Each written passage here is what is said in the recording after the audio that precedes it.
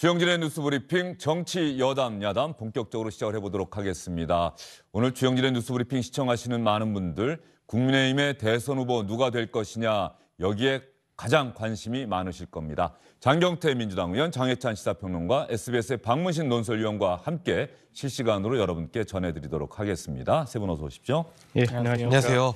2시 45분쯤으로 예정은 돼 있는데 항상 저런 큰 행사를 하다 보면은 순서가 조금씩 수년되면서 발표가 조금 늦어질 것이다라는 말씀을 해주셨어요. 오늘 전당대회에 대선 후보, 경선 후보 네 사람이 입장하는 그림을 보면서 여러분과 함께 이야기를 계속 이어가도록 하겠습니다. 장해찬 시사평론가는 윤석열 후보 캠프에서 활동을 해왔죠? 네, 청년특보로 활동하고 있습니다. 네. 뭐 그러면 당연히 윤석열 후보의 당선을 바라고 있으실 것 같긴 한데 가능한 한 객관적으로 아직까지 전혀 결과 모릅니까? 네, 데이터 같은 경우는 미리 유출될 수가 없고요. 제가 사실 지난 4.7 재보궐선거에서 부산시장 후보 내부 경선 이 여론조사를 제가 몸담았던 곳에서 했습니다. 장경태 의원은 어떻습니까? 뭐 언론 보도도 많이 받고 당 내에서도 국민의힘 경선은 어떻게 된대 이런 이야기를 아마 의원들끼리 많이 할 텐데 말이죠. 어떻게 예상하세요? 아무래도 뭐 역대급 흥행이라고는 하지만 제가 보기에는 흥행 좀 참패였지 않나 이런 생각을 합니다. 56만 명 정도 선거인단인데요. 그중에 36만 명, 63%, 3.89%긴 합니다만 뭐 64%가 안 되는 수치를 기록했고 그에 반해서 더불어민주당은 220만 명 중에서 68%의 이 투표율을 보였습니다. 그렇기 때문에 선거인단도 작고 또 투표율도 낮아서 아무래도 흥행 뭐 역대급 흥행이라고 하기엔 좀 뭐 미흡하지 않았나 이런 생각이 들지만 어찌되었건 이 국민의힘 경선 치고는 많은 분들이 참여했다고 하기 때문에 또 그러다 보니까 윤석열 후보와 또 홍준표 후보와 윤석열 후보의 혼전 양상이 더 첨예하게 갈리는 것 같습니다. 예. 당원 투표 50%, 여론조사 50%, 여론조사는 또 네 군데 기관에서 1,500명씩 똑같이 나눠서 한다. 장해찬 평론가, 이게 말로는 이해가 그냥 될 것 같은데 정작 그러면 저 표로 나중에 나올 텐데 그 표 계산은 어떻게 하는 거지? 뭐 이런 궁금증도 있으실 것 같아요. 네, 아주 간단합니다. 우선 당원 투표에서 네. 만약 특정 후보가 70%의 득표를 했다고 치면 이게 50%가 반영되는 것이기 때문에 네. 35점이 되는 것이고요. 2분의 1로 나눠서 그리고 여론조사에서도 네 곳의 기관이 이 다른 샘플을 통해서 조사한 결과를 합산하지 않겠습니까? 그래서 1위 후보 같은 경우는 대략 40% 정도를 득표하지 않을까 예상이 되는데 그럼 역시 이걸 2분의 1로 나눴을 때 20점이 되는 겁니다. 그럼 당원 70%, 이 여론조사 40%일 때 35점과 20점을 더하면 55점이 되는 셈입니다. 네. 이런 식으로 이제 아주 단순하게 합산을 하기 때문에 결과적으로는 뭐 당원 투표 여론조사 어느 하나 가릴 거 없이 경중을 비교할 거 없이 매우 중요했다. 그런 룰이었다고 설명을 드려야겠습니다. 박문신 의원, 이번 국민의힘 경선 어떻게 평가할 수 있을까요? 뭐 네거티브가 아무래도 많았다 이렇게 봐야 되지 않겠습니까? 예, 그렇습니다. 지금 뭐 여건, 야건, 또 여야건 지금 공통적으로 나타나는 현상 네거티브죠. 그리고 이제 어떤 그 홈집 내기식의 이전 투구 이런 것들이 뭐 계속 여전히 나타나고 있는 상황이고 이건 아마 여야 본선을 가도 또 변하지 않을 그럴 것 같아요. 그런 와중에서도 이제 과연 이제 대선 후보가 확정된 뒤에 그 다음에 이제 패배한 후보들이 어떻게 나가느냐 이 부분이 이제 아마 주목할 만한 또 관심 있게 지켜볼 만한 대목이 아닌가 싶습니다. 아, 그렇습니까?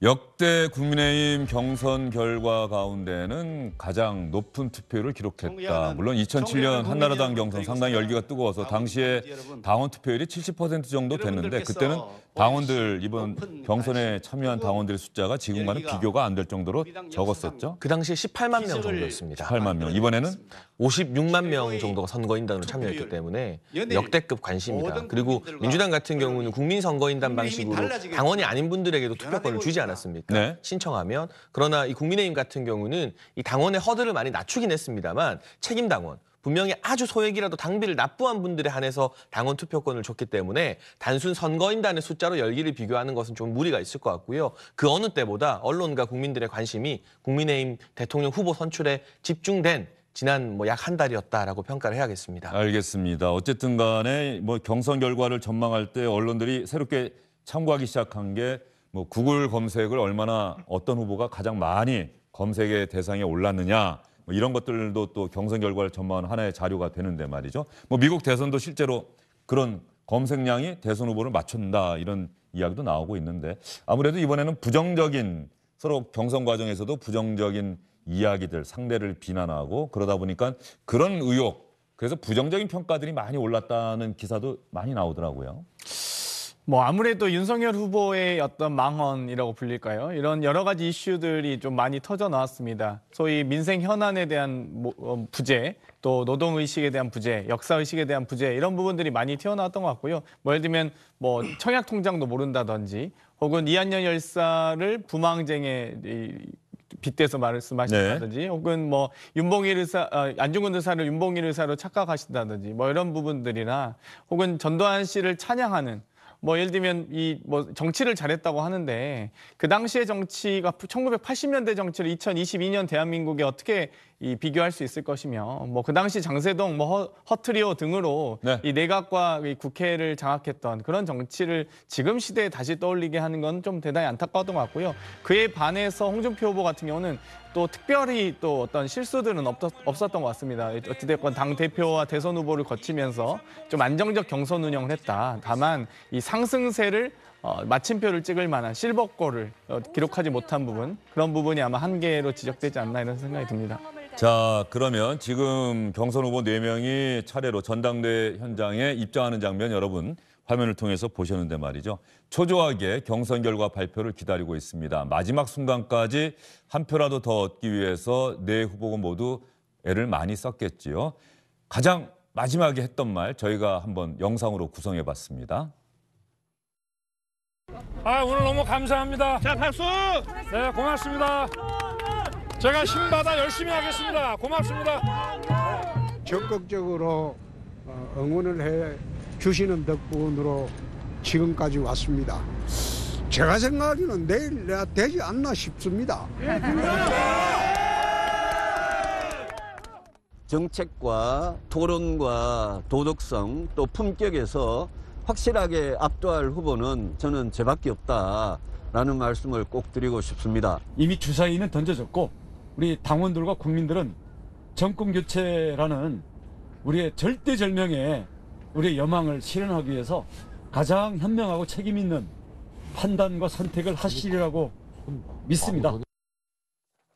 예, 여러분 어떻게 들으셨습니까? 그런데 조금 전에 홍준표 후보가 제 생각에는 제가 되지 않나 싶습니다. 이렇게 이야기해서 또 듣는 사람들이 미소를 짓기도 했는데 말이죠. 오늘 아침에 SNS에 홍준표 후보가 경선을 마친 소회를 적은 글을 올렸는데 박문신 의원 상당히 또 주목 가는 대목이 있었다고 해요. 글을 하나 올렸다가 또 어떤 부분을 삭제했다고 하는데. 예, 그렇습니다. 일단 오늘 올린 것은 겉으로 보면 그냥 당연한 말을 쓴 네. 것처럼 보였어요. 뭐라고 되어 있냐면 어떤 결론이 나더라도 그 결과를 수용하겠습니다.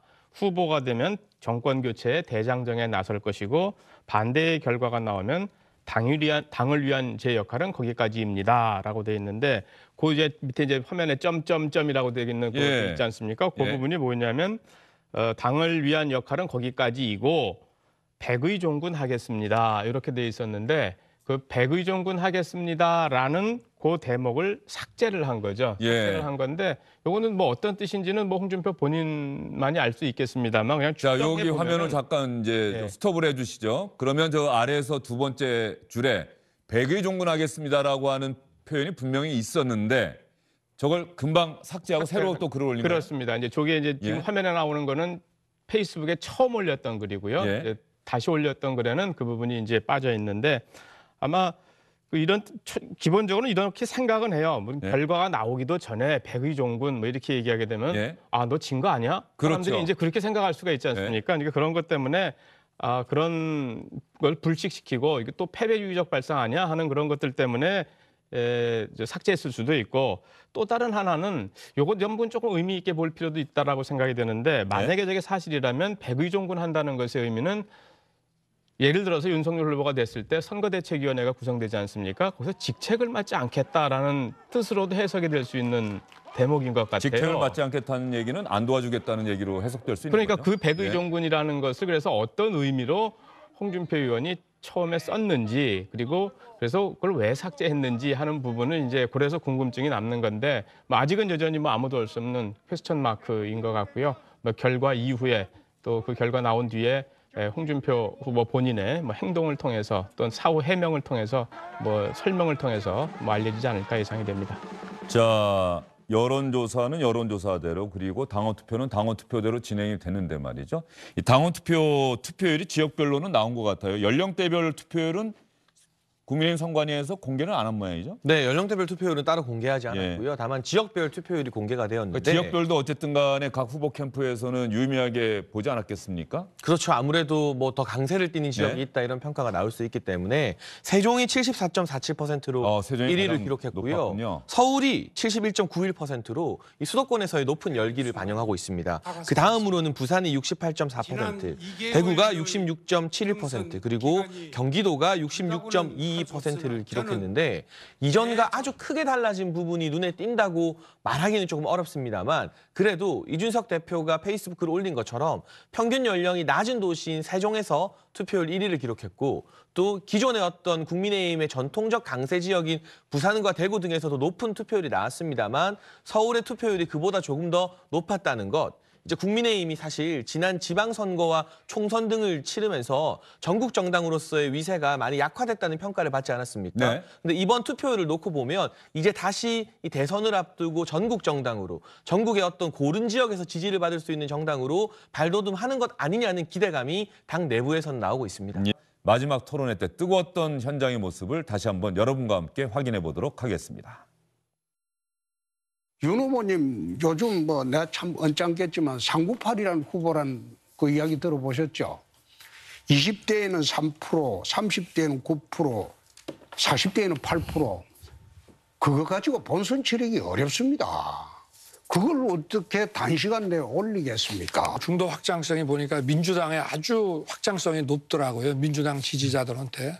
그거는 인정하시죠? 그렇습니다. 그죠? 근데 또 민주당 후보를 넣어서 다자간으로 할 때는 오히려 또 낮으십니다. 그러면 이게 소위 이제 뭐 홍준표라고 안 하고 꿔준표라 그래서 본선에 가서는 전부 민주당 찍을 사람들인데 그걸 확장성이라고 생각을 하십니까? 최근에 이재명 이기는 후보는 저밖에 없지 않습니까? 거기에 무슨 그 그건 역선택이란 말이 나올 지금 수가 우리 있습니까? 경선이지 실제 본선에 들어갔을 때 그 표가 그대로 홍준표 후보를 지지할 거로 그럼 생각하십니까? 지난번에 오세훈 시장 같은 경우에 자, 민주당 그만하시죠. 지지층이 네. 24%가 알겠습니다. 우리를 찍어줬어요. 왜냐하면 저는 뭐 중도 확장성이 없다고 저는 보거든요. 예, 예. 그래서 꿔준표라고 저는 이제 생각을 하고 많은 국민들이 그렇게 생각을 합니다.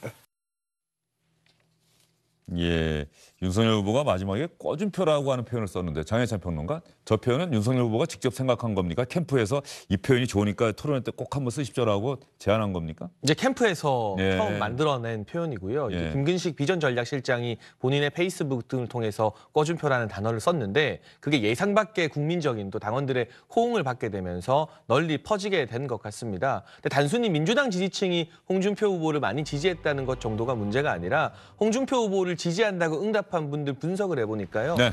어느 기관 조사를 막론하고 대략 40% 이상이 대장동 사건이 국민의힘 게이트다. 이렇게 응답하신 분들. 그리고 문재인 정권이 정권 운영을 잘하고 있다. 국정수행평가 긍정평가를 하신 분들.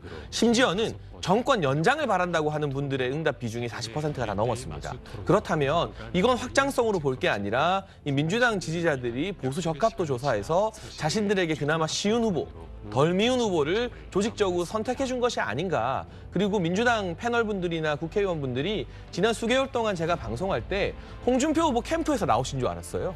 그런 정도로 홍준표 후보를 엄청 띄워주고 윤석열 후보 흠집내기에만 몰두를 하시더라고요. 그런 이유가 다 있지 않겠는가 하는 뜻에서 이 꿔준표라는 표현이 나왔고 많은 분들이 공감하면서 인터넷에서 하나의 밈으로 퍼지게 되었던 것 같습니다.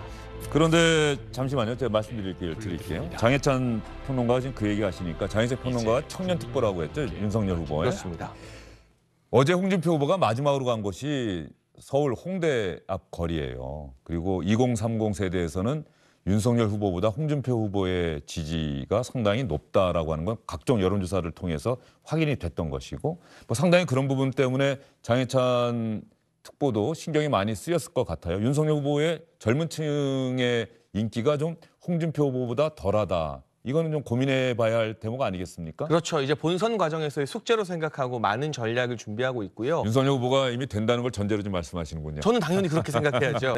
민주당에서 말이죠. 송영길 대표 또 이재명 대선 후보. 송영길 대표는 이 시간에 이 자리에 나와서도 국민의힘 후보로 누가 될 것 같습니까? 라고 제가 질문을 드렸었는데 공교롭게 송영길 대표나 이재명 후보 모두 윤석열 후보를 그렇게 비판하면서도 후보는 윤석열 후보가 될 것 같습니다. 또 이렇게 이야기를 했단 말이죠. 한번 들어보겠습니다. 지금 뭐 지지도 높고 워낙 어떤 저희들에 대한 불만의 반사 효과가 있기 때문에 예. 그런 면이 있다고 봅니다. 뭐 만약에 착시 현상이 있다고 보고요. 그러나 저희들은 윤석열 후보가 되기를 간절히 바라는 입장이고. 윤석열 전 총장이 제일 편성하기 좋은 위치에 있다라는 생각이 듭니다.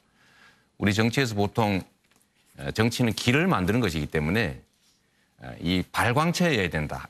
근데 윤석열 총장 같은 경우는 이제 역반사체라고 할 수 있죠. 심판론에 올라탄 가장 큰 거울이기 때문에 저는 후보가 될 거라고 봅니다.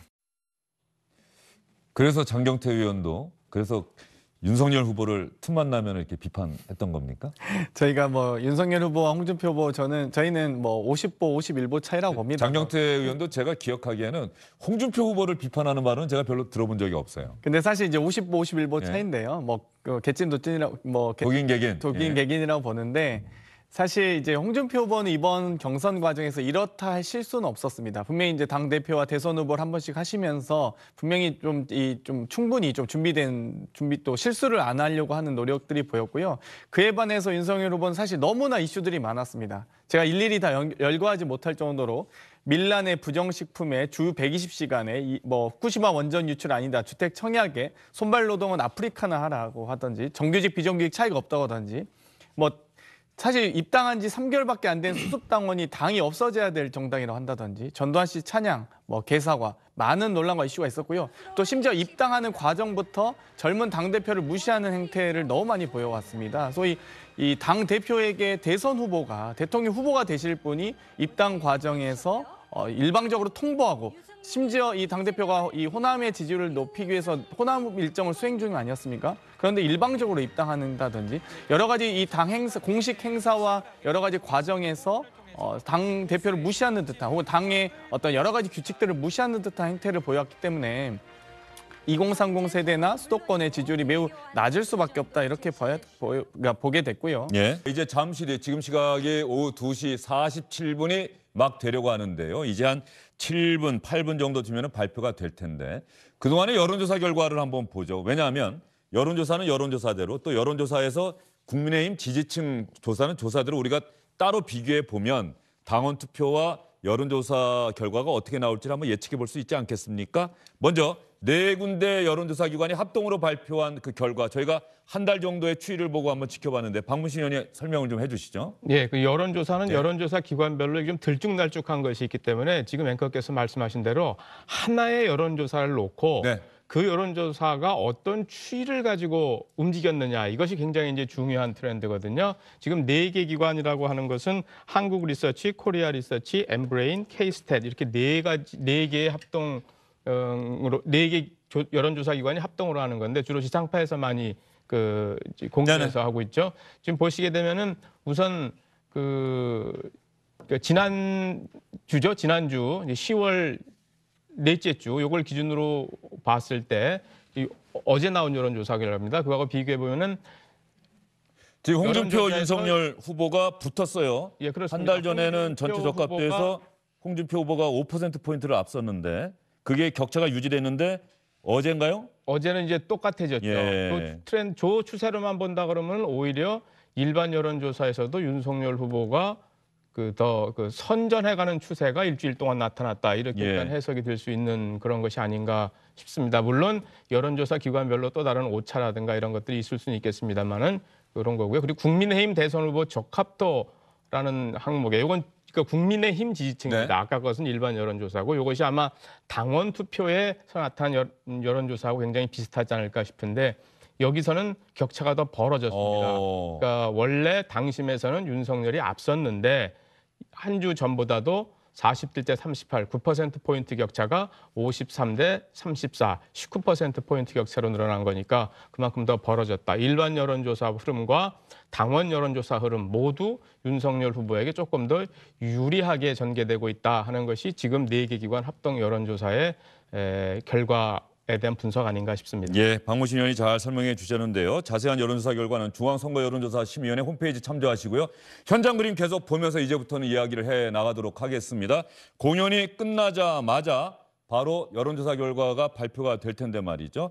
장인찬 평론가가 조금 전에 잠깐 이야기를 좀 하고 싶어 했어요. 여론조사 결과 보면서. 네, 지금 여론조사 결과 이 방금 보신 MBS 조사 같은 경우는 이번 주 월화수 3일에 걸쳐서 조사되었습니다. 조사 기간 자체가 국민의힘 경선의 당원 투표 기간 그리고 대국민 여론조사 기간과 상당히 많이 겹치고 있고요. 이 MBS라는 조사에 4개 기관이 참여하지 않습니까? 그런데 그중에 2개 기관이 이번에 국민 여론조사를 전담합니다. 결국 이번에 발표된 이 조사 결과가 상당 부분 국민의힘의 여론조사나 당원 투표와 비슷하게 나올 것이다라고 유추를 할 수밖에 없는데 지난주까지 조금 힘든 부분이 있었던 윤석열 후보가 이번 주 들어서 아주 급상승하면서 반등하는 흐름이 만약에 이 여론조사 결과 나타난 대로 이번 국민의힘 경선 조사에서도 그대로 반영이 된다면 이 외부에서 예상했던 것보다 윤석열 후보와 홍준표 후보 사이의 득표율 격차가 조금 더 커질 수도 있겠다는 전망의 근거로 이 MBS 조사 결과를 사용할 수 있을 것 같습니다. 예, 알겠습니다. 4군데 여론조사 기관이 함께. 그러면 이번에 최종 경선의 여론조사를 맡은 여론조사 기관이 어딘지도 모릅니까? 제가 정확하게 지금 기억은 못하고 있는데요. 아니, 각 후보 측이 모릅니까? 전해집니다. 알 수 있습니다. 예. 이제 여론조사 담당하는 분들이 그런 부분에 대해서는 민감하게 체크를 합니다. 그런데 어쨌거나 확실한 것은 이 MBS에 참여하는 4개 기관 중에서 2개 기관이 이번에 참여가 되었기 때문에 상당히 비슷한 결과가 나오지 않을까. 그 비슷한 결과라 함은 지난주 대비 이번 주 들어서면서 윤석열 후보가 이 7% 급등 일반 여론조사에서는 그리고 당원 대상으로 한 여론조사에서는 격차를 19%로 벌리는 이 같은 급반등 추세가 이 국민의힘 경선에서도 반영될 가능성이 대단히 높다는 뜻이겠죠. 공교롭네요. 기본적으로 여론조사 기관이 어디가 국민의힘의 대선 후보 선출을 위한 여론조사에 참여할 것인지 이것도 원래는 대비일 것 같은데 알게 모르게 다 알려진다. 거기까지 이해가 되는데 저희가 조금 전에 보여드린 4군데 여론조사 기관의 합동조사 결과 한 달 전부터 추이를 보여드렸는데 이 4개 기관 가운데 2개 기관이 이번 여론조사를 담당했다. 네. 그래서 비슷하게 나오지 않겠느냐는 게 장혜찬 평론가의 또 분석이셨는데 말이죠. 한번 보겠습니다. 실제로 비슷하게 나올지 아니면 좀 다른 결과가 나올지.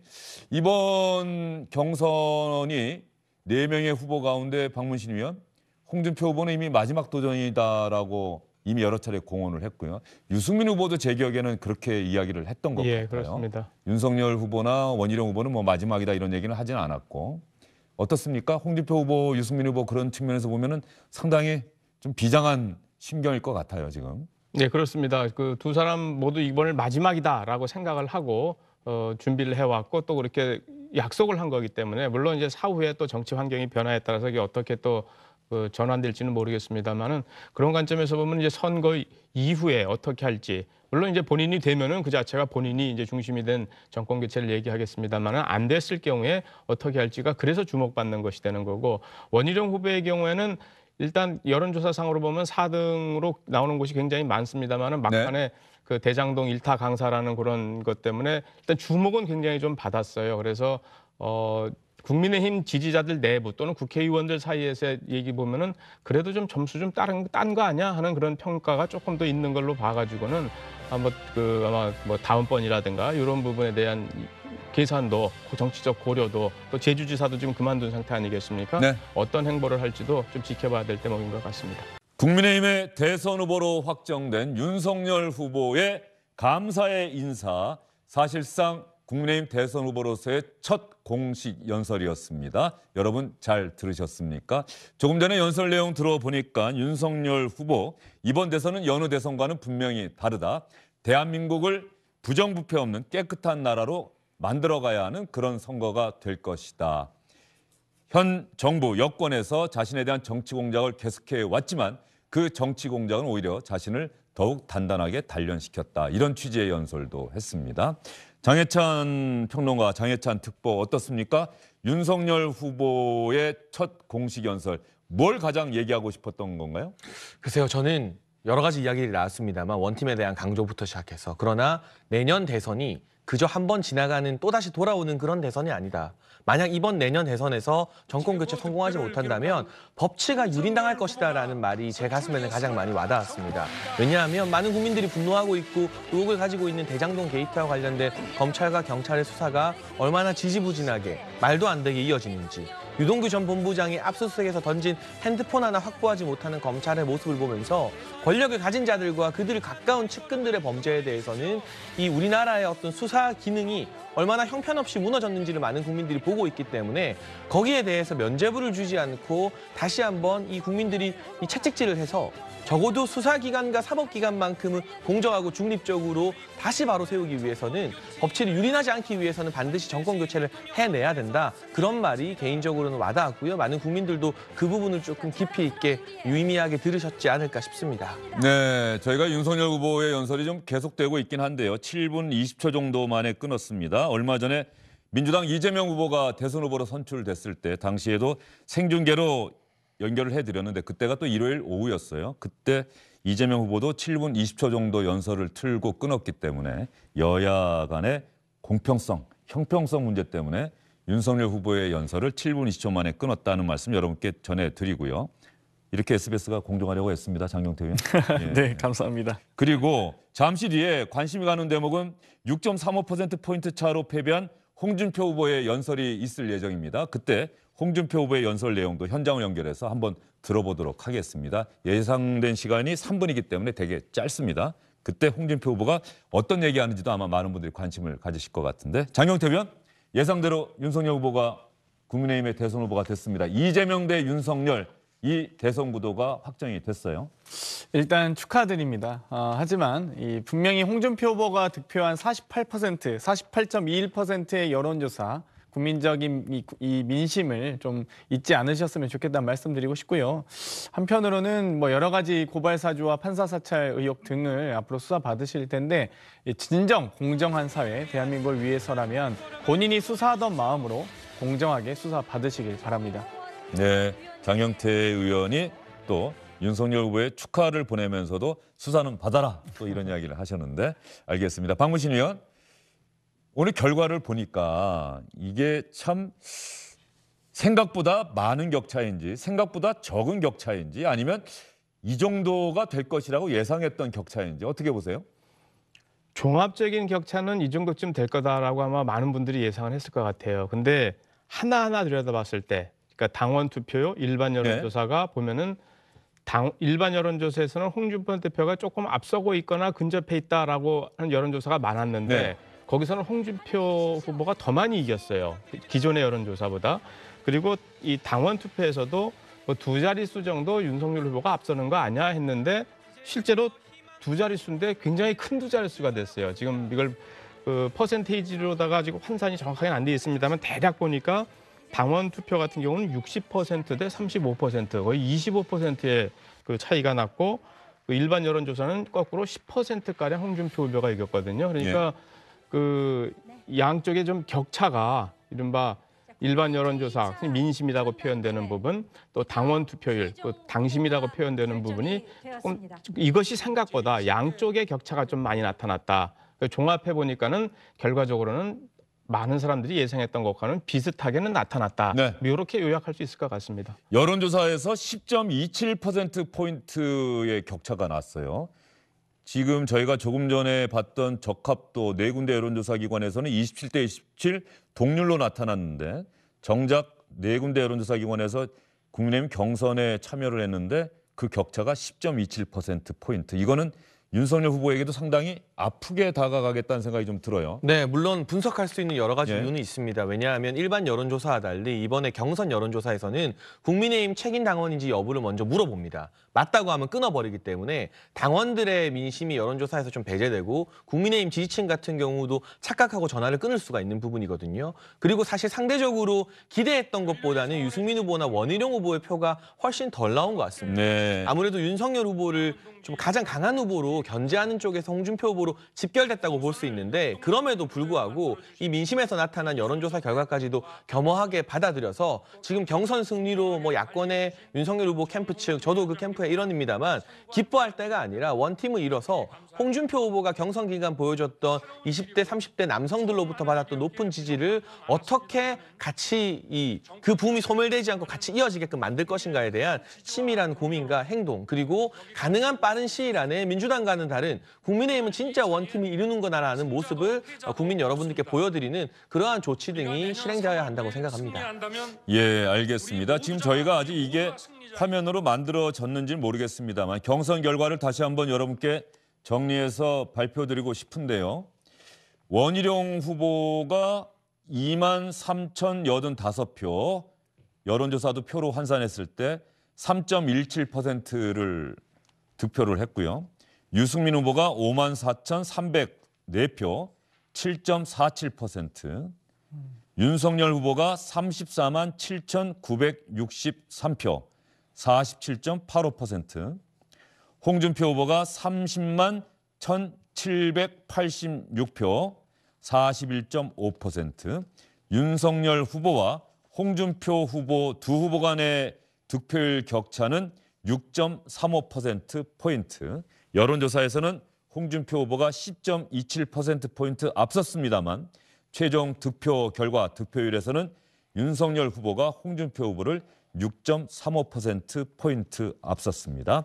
과연 이 결과에 대해서 오늘 아침 SNS에 글을 올리면서 100의 종군하겠습니다라고 표현했다가 그 부분을 삭제했던 홍준표 후보가 잠시 뒤에 낙선한 후보들의 연설이 있습니다. 그때 어떤 이야기를 하는지 또 여러분께 실시간으로 전해드리도록 하겠습니다. 안녕하십니까, 주영진입니다. 더 많은 뉴스와 라이브 이벤트를 보고 싶으시다면 화면 오른쪽을 눌러서 구독해 주시기 바랍니다. 저희 SBS 앱을 다운로드 받으시면 뉴스 속보 알림도 받아보실 수 있습니다. 텔레비전으로도 SBS 뉴스, 유튜브로도 SBS 뉴스 잊지 마시기 바랍니다.